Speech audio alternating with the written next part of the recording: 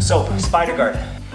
Spider guard is the most offensive-minded guard in my opinion.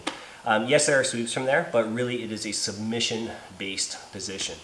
The key to it though is tension. Now, like anything, most positions are all about locking, like whether it's crossing your feet or tying up, sandwiching something. Everything with a spider guard when it comes to control is tension. So how much tension can I create between my foot and his bicep or elbow, between my grip and the push of my leg?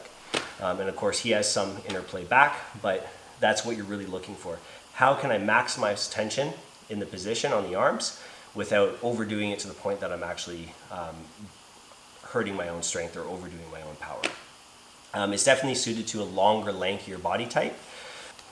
A big thing is that unlike other positions, from both the very basic stuff from spider guard to all the way to the very advanced stuff, you have a lot of options that don't take much effort. So as long as you have the right control points down, you can kind of attack at will.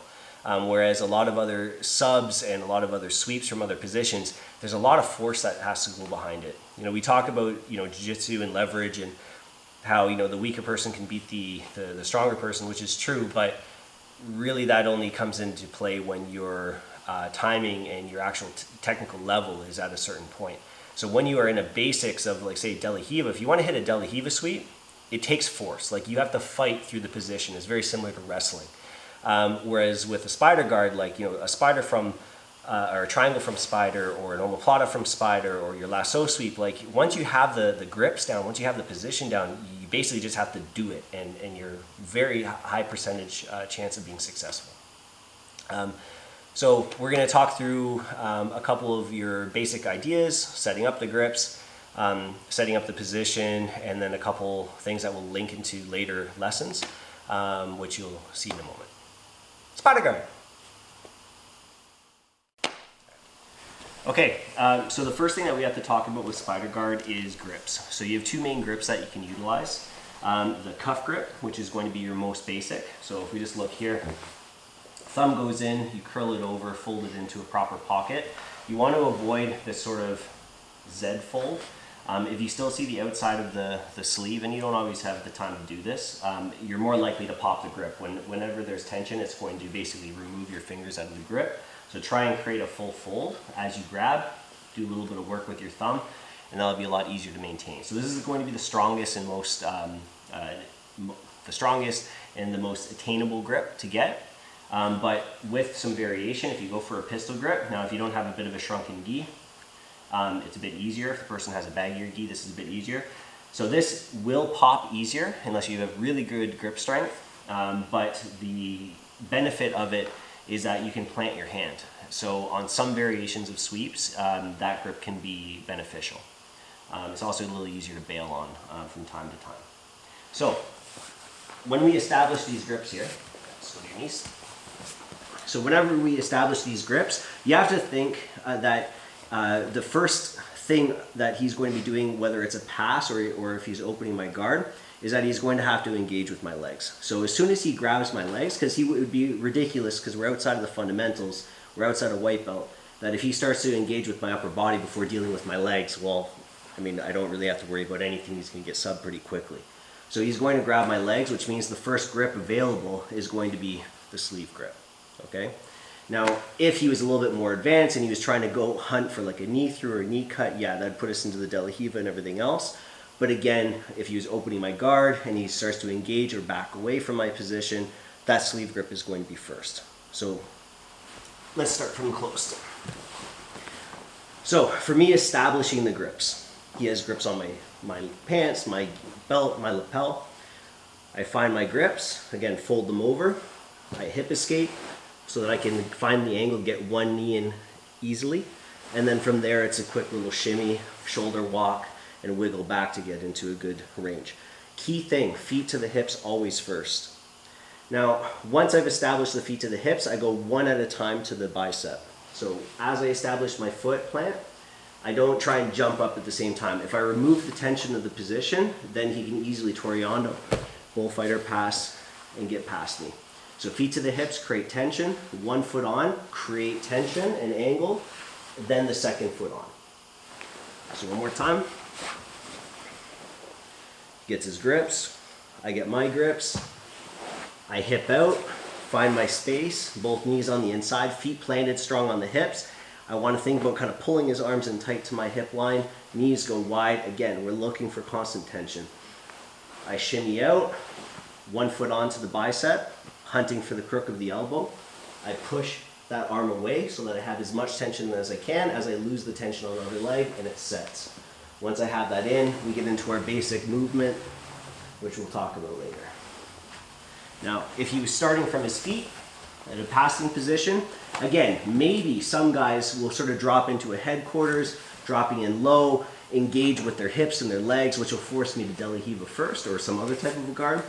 But most likely, the first line of attack for him is going to be staying away, getting control of my legs so that he can Toriano with whatever he wants.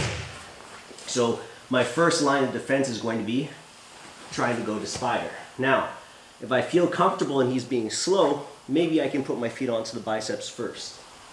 But it is always key that I want to find his hips first. Find the hips, get control whether you break the grips or not, and then I put myself back into my position. Okay, and again, strong grips.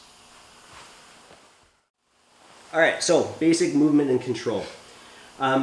So we've already talked about our grips. So we've set those up. Again, if you want to use those pistol grips, have at it. But I would suggest use that cuff grip. So your basic movement and control. First thing is I need to create some separation. For me to try and jump my legs into this position, unless he's on his feet, but still it's even risky then, is risky. I'm going to hip escape. Knees come to the inside just to keep his weight back. Feet plant on the hips. And I want to shimmy and create a little bit more distance. The more I can separate his hands from his body, the better and easier I'm going to, the better my position is going to be, the easier it's going to be to maintain. So once I've created that separation, my foot goes onto the first bicep. Now, when we say bicep, I don't want to be mid bicep. I want to be cutting the blade of my foot over into the elbow. And I'm going to drive that elbow away, creating tension. Whereas now the next foot can now easily lock in. Now, when it comes to basic movement, you want to think about a hip escape. I use my feet on his biceps like my feet were on the floor. So I'm going to elevate my hips and then extend away. Elevate my hips and extend away. Now, if you're ever doing this with your partner, if he doesn't have his own grips, if he isn't counter gripping on your pants here, you could fire off whatever attack you want because there's no resistance to the position at this point. So partners, always get your own grips and then create your own control. This also helps out my movement if we're drilling. So again, I always put myself onto the angle. My elbows are chambered on the outside of my knees. My bottom hip is always going to be the extended leg. Okay, very few moments where this is going to change. So I elevate, stepping on his biceps, hips are live, and then I kick myself up and over. The way I like to think about this is that there's a nail sticking out of the floor, and I'm always trying to avoid scratching my back or impaling my back. Up and over, up and over. Okay?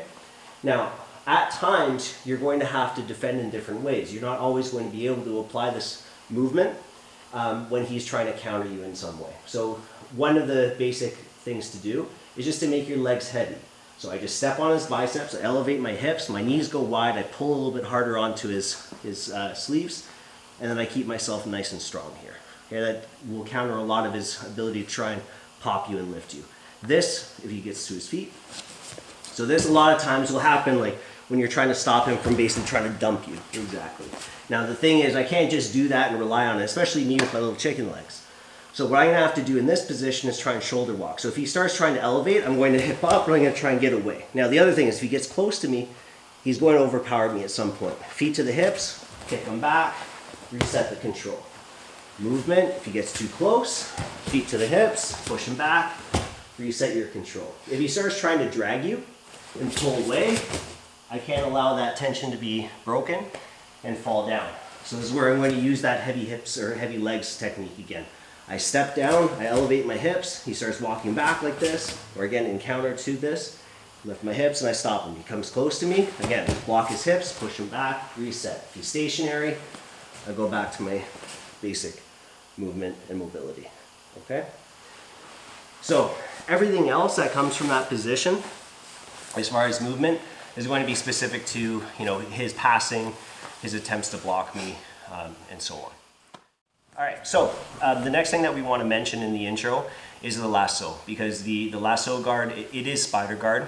It's just like a slightly different control point.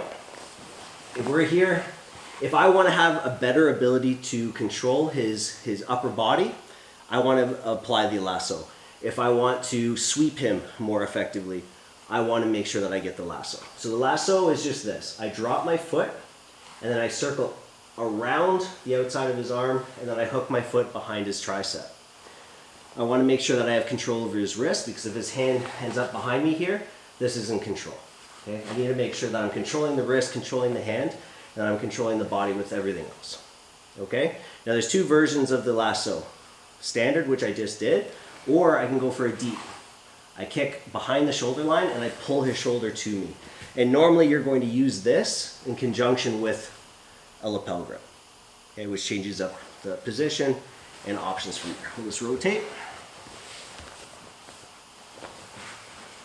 So again, in spider, my bent leg drops and rotates up and around his arm and catches. I tend to just use the standard lasso. I have a little bit more flexible hips. A lot of people who have less flexibility like to go for that deep hook. So again, from this position, it gives you a lot more control. It stops his mobility, and you can start to let go and adjust into different grips as needed, depending on the technique that you want. Let's do that one more time on the other side here. So again, bent side, drops, circles, and hooks. So. And again, key point, the wrist is on the inside of the hip here. It's not on the outside. That's just a grip on your fingers. You're gonna get that smash pretty quickly. And that's essentially the lasso. So the last thing that we're gonna talk about in the intro to the spider is just the link that it has with the De La Riva. Now, whenever we start to utilize the spider guard, as soon as you start to engage with the De La Riva hook, I would say that you are utilizing the De La Riva guard with a spider grip or a spider position. I don't really consider it the opposite, because the thing that is most controlling of your opponent is really what the position is, and the De La Riva hook definitely is doing more control. The spider is going to be supplementary to it. So for example here, if he's on his feet, I'm in my spider guard and he starts stepping deep with this leg here, I'll often look through. As you can see here in the position, I get my De La Riva hook pretty easily, but really this is what's now my control point. This is just kind of helping out, because it's a lot faster to bail on the spider than it is to let go of this. But again, at any point, I can also reset my position and get back into my movement. He steps too close to me, or he's giving me some troubles, I can always adjust back to my De La Riva and then go back into my position as I need.